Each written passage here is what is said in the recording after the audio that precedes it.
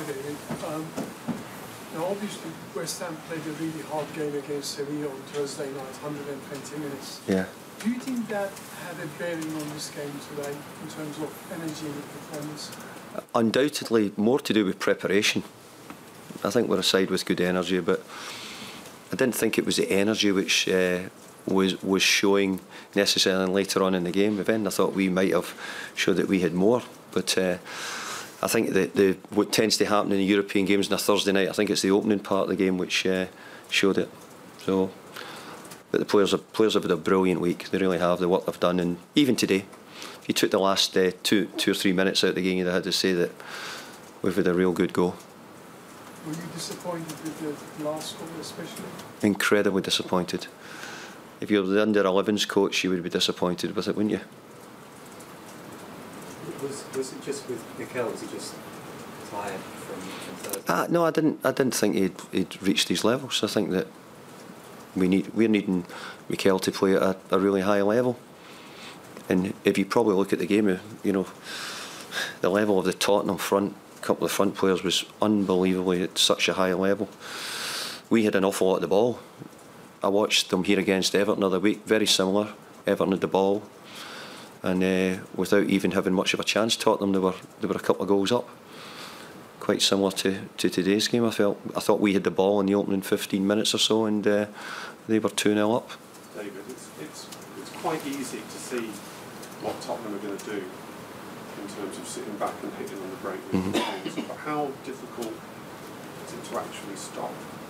Incredibly difficult, because Harry Kane is an absolute world-class player, and if you don't quite get it right, then you're going to be in trouble, and we didn't quite get it right.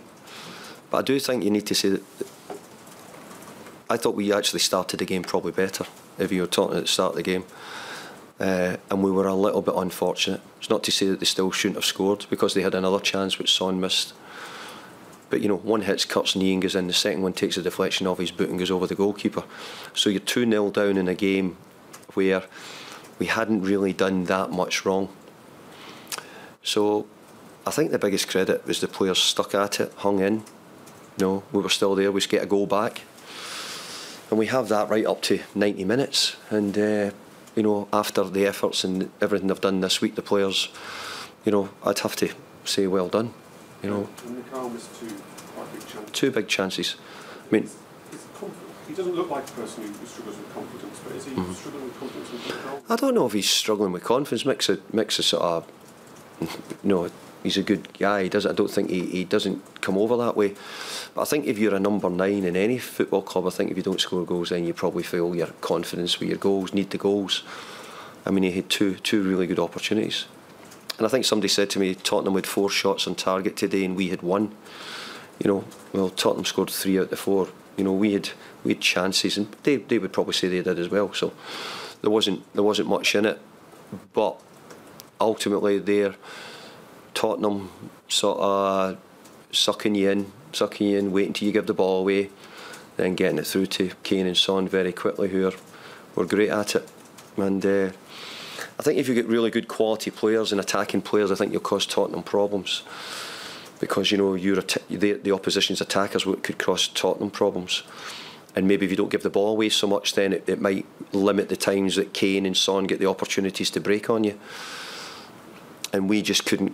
We kept the ball quite well, I felt, but once we got really into the final third, we didn't really have a sort of an idea where we were going to go with it. You know, we couldn't deliver a good cross, or we couldn't hold up a good pass. Quite often it was played into feet and we didn't hold it up. So that was certainly, they were big differences, the two sides. Tottenham were very good in their front line.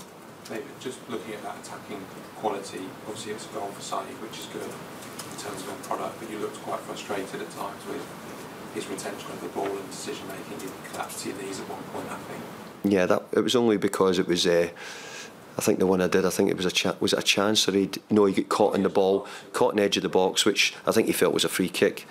That was the only thing I felt, as if he could have released the ball a little bit quicker.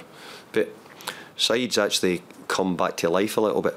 So it wasn't nothing on Saïd today. He's come back to life a little bit and just beginning to start to show better signs again. And the goal today will help him. So yeah, that's it. Is that just the difference? I mean, they've got a front two that have played together for a very long time in the Premier League and are at the highest level. No, I don't think it's just. I don't think it's just Tottenham's front two. Tottenham have got a team full of really good players, so not just the front two. But I think if you're talking about what the difference was, if you asked me today, the difference was when we've got two very good midfield players and Spurs have got good midfield players, and we try to play our wing backs against their wing backs. Was there much difference in all the areas of the field? For me, there was only one. I could say actually their defending compared to ours, but I think that came probably from the forward players. The quality of Tottenham's forward players was so good. The top four now, bear in mind you've got European commitments as well. It's going to be quite difficult now and everything like that. I'm a bit annoyed. Not annoyed that I'm getting asked it, because I'm also quite pleased because it's telling you that we were seen as a side which was getting talked about top four. And, you know, if somebody said that to you, no, we would have had a belly laugh thinking about it. But we have been challenging. But if you'd said at the start of the season would West Ham challenge for top four, none of you would have said yes. So for you now to ask me the question, no, it should really begin putting away how well have West Ham done to stay to the final third of the season with about 7-8 games to go, and probably for the first time they might have dropped out the run for the top four. Because in truth we have been in that bracket for a lot of the season.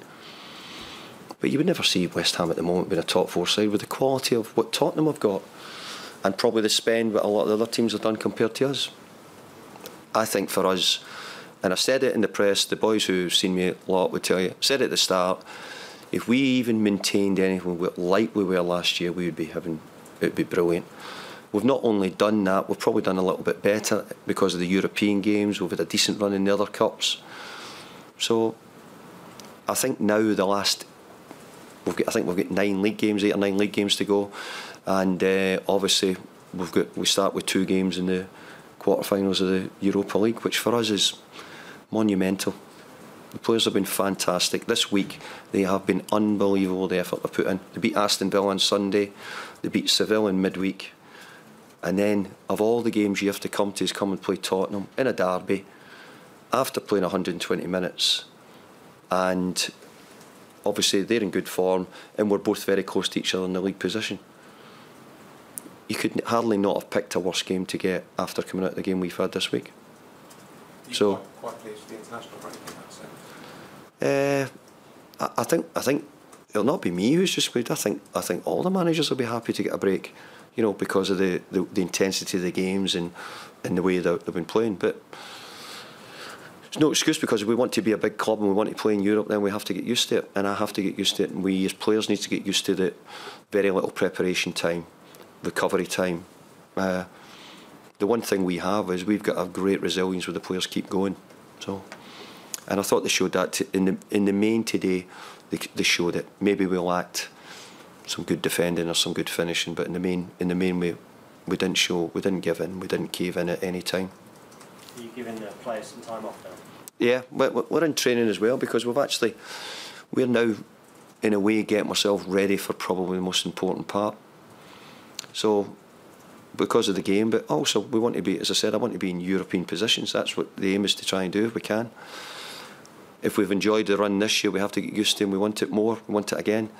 So, and then obviously we have Lyon in between our league games, so we have to try and get everybody fresh, fit, fully functioning and ready to go. Super Alan Bowen back after the international break, you hope? I hope so, but I've got to say I couldn't guarantee it.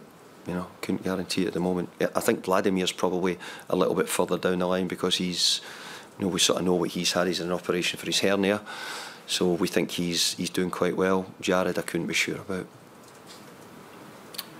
Okay. Thank you all. Thank you.